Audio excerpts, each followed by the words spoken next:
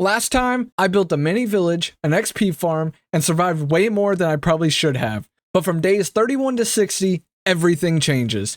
I travel farther than I ever have before, I risk losing everything to a single hit from a zombie, and I start to build something that could define the rest of this entire challenge. Between constant new updates, rare biomes, and a journey that nearly ruined it all, this is where either I start to thrive or completely fall apart. So hit that like button and come along with me on a journey that will be one to remember. But first, after we killed this skeleton, I discovered something interesting last time that I'm finally about to explore, and it actually didn't lead where I'd expect it to. So after we jump into the ravine, let's see what all we can find.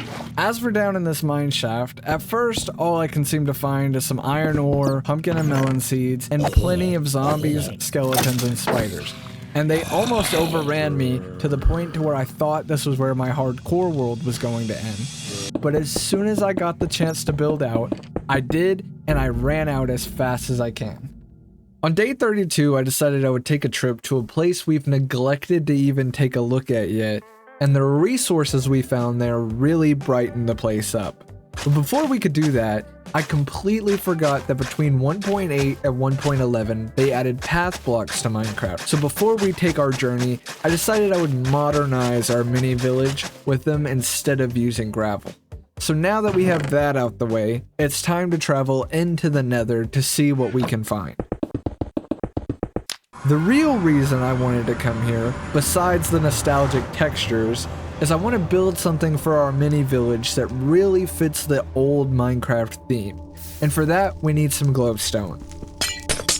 While we're here though, we might as well grab some other nether materials for later. We might need them. But after all that, I think we could head back and go to bed. I started by finishing off our tasks from yesterday, but after that, I wanted to make this bridge's pond a little bit deeper so you could actually swim underneath it. Then, I figured I would start filling in these pesky little water holes so I have more room to build for some ideas that I have for later. So with that out the way, there's this build I keep putting off that is the most important of all for us to start on that everyone needs in their world. So after turning our cobblestone into normal stone, we can finally start our build with this and a little bit of spruce planks.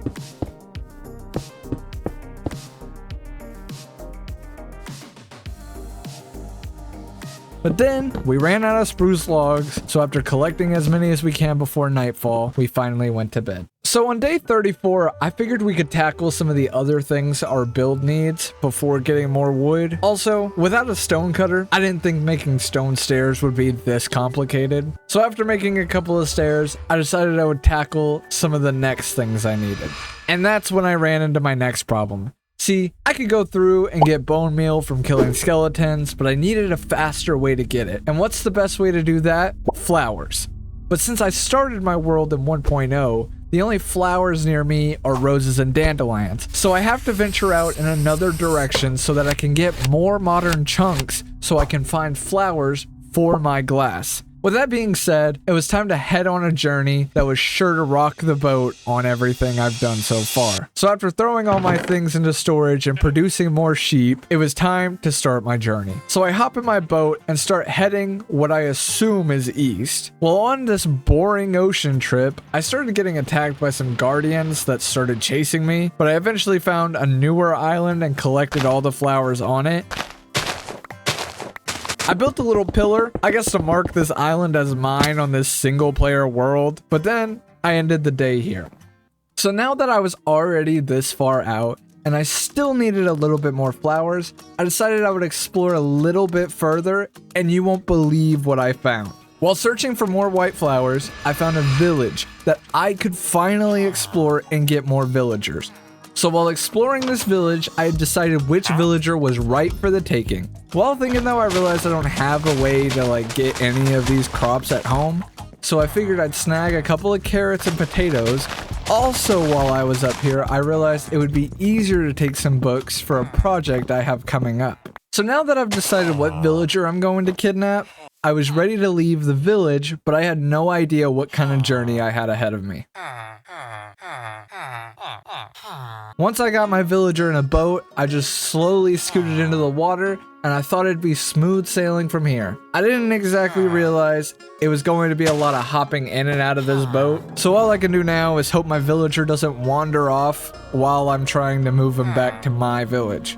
Even once I've gotten used to getting in and out of the boat, I came across a ravine and realized there's only one way across. So I build us a little bridge, then I clear out the next area I need to move him to, then go to bed. Eventually though, I reached the swamp biome from when I started this journey and used that as kind of a frame of reference.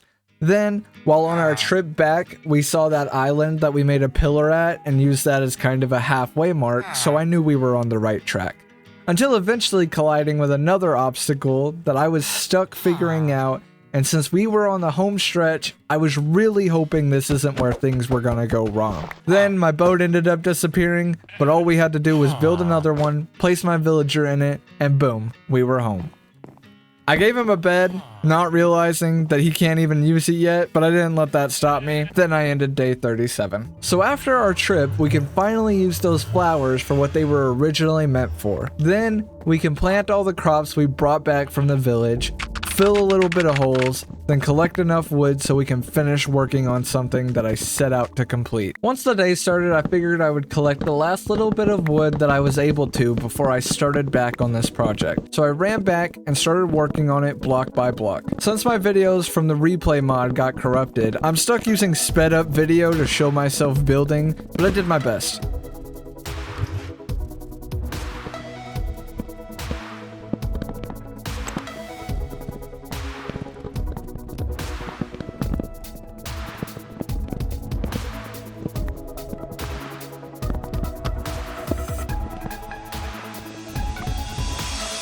Now, all I need to do is the roof. But after that, I connected my path to the house, then I started on another small project I've been wanting to work on. Then I went to bed. By day 40, I needed to finish up this building I've been working on.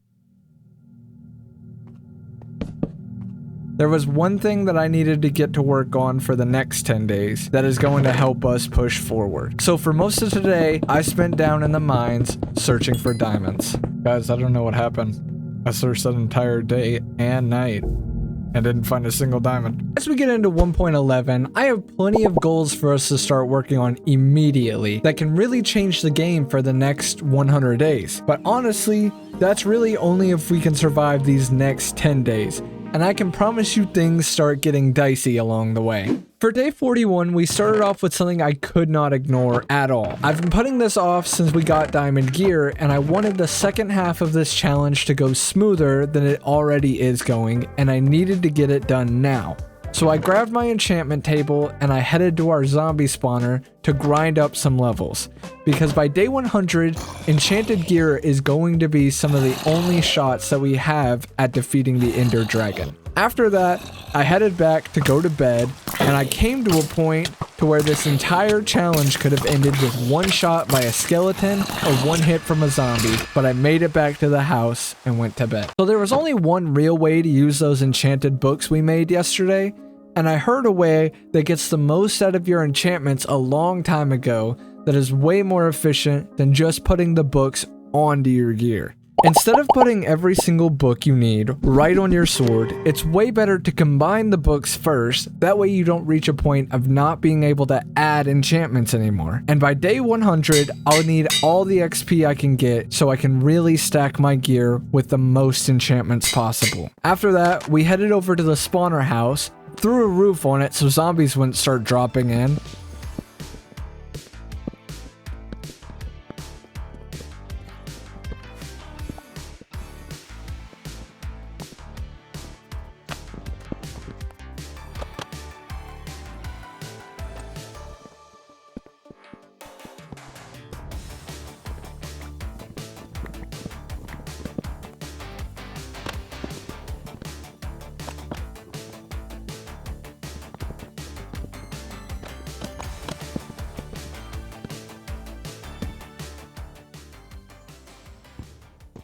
And just like that, the spawner house was finished, which meant it was time to head in and start leveling up.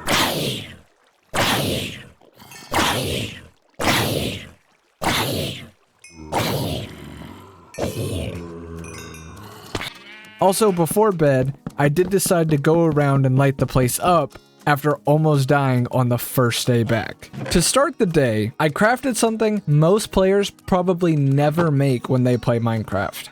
A clock. And you might be wondering, why waste your resources on such a useless item? But when you do a 100 days challenge, a clock is a lifesaver. While it sits in your inventory, you can actually watch the time go by in real time, which means even if I'm trapped underground or unable to see the sky, I'll still know exactly when another day has gone by. Which is good, because I spent the entire day today mining for diamonds. You know, I realized why I wasn't getting any great enchantments. It's because I have no bookshelves. Without them, it would take forever for me to max out my stuff the way I'm wanting to. So I decided where I was going to put my enchantment area, then I crafted some bookshelves, so I finally had an area that would take care of my equipment. But after getting as far as I could on that, I really had an urge to go see what structures I could find while exploring. I was really hoping we'd find something like a village or a mansion for more books, so I grabbed a boat, went until I hit land again, then went to bed. So I kept pushing as far as I could, and I even stumbled across an ice spikes biome, which I'm pretty sure is one of the rarest biomes in Minecraft. But the further I went, the more I realized, because of the version I started on, and even the one I'm currently in, structures are just going to get harder and harder to find the farther I travel. So if I didn't start heading back now, I might miss out completely on them generating in later versions. So once we find our boat and finally make it home, I actually decided I'm going to go AFK in the spawner house so I can level up for enchanting later. So for day 46, there isn't much to see, so I'll just speed this up so you can just watch me kill zombies continuously. After getting as many levels as I could through the night, I realized there was one journey I had to take. One that could guarantee better enchants down the line. The only problem, last time I had to take this path, it was a little tedious, so I just need to make the entrance to the base easier for coming back. Since it was already nighttime, I decided I would travel then so I wouldn't waste any daylight. And when I reached land, I slept through what was left of the night, then ran to the village to borrow another villager. Then, after crafting a new boat and gathering a few crops, I could just reuse the path from the first time I took this journey and get home twice as fast. Most of today was the actual journey back from the village, so just enjoy this little montage of me heading home.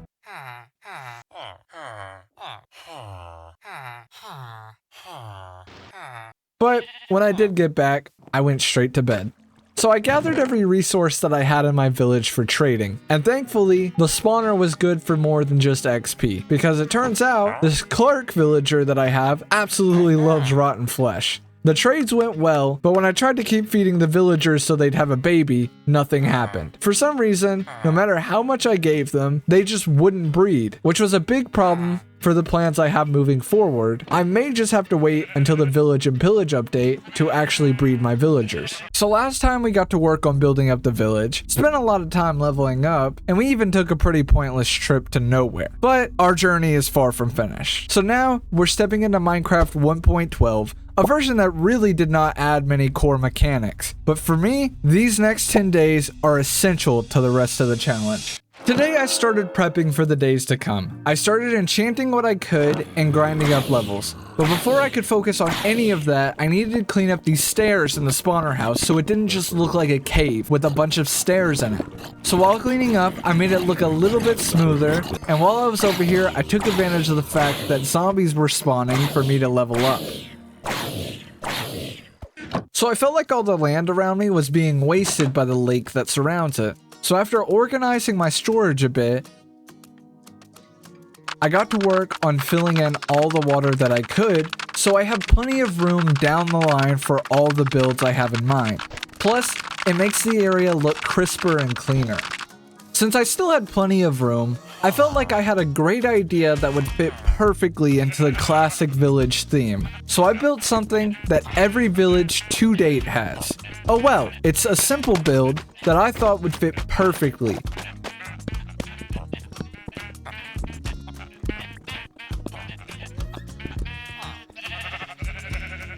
And as the sun started to set, I figured I'd start working on the roof of our mine house, then call it a day. Okay, so today I tried something new to me as a Minecraft player, a sugarcane farm. And I thought that sounded pretty easy. An entry-level farm, that couldn't be too hard, could it? But honestly, I understood the gist of what I was supposed to do. And I even thought my first design was right, until I realized it 100% would never work. So after some trial and error, I think I got it down. Plus, now I should have a good source of paper. Now for the next 3.5 days, I locked in on a task that I was determined to complete. We are going to find diamonds, and I wasn't going to stop until we had enough of them. I finally established that we've gone too long without any, and we needed some. So after breaking a couple of pickaxes and mining a lot of iron, we left with enough for now. But with how my luck has been, I got way more than I expected. So once we finished non-stop mining for the last couple of days, I wanted to take a bit of a break. Kind of. I actually just spent all of day 59 farming XP and kind of just sitting there zoned out. But I figured more XP was a good next step. So here we are, finally on day 60, and you won't believe what I did for the very last day of 1.12. I spent the entire day mining. So enjoy the sped up clips of all the ores I could find, but I'll give you this. I did add more bookshelves to my enchantment area, but that's about it. I will leave you with this though. The next 40 days, I have quite the journey ahead. Because the next 40 days, each one is a major Minecraft update that added some feature that changed the game for the better. So I hope you're ready for quite the journey, and I hope you stick around for the rest.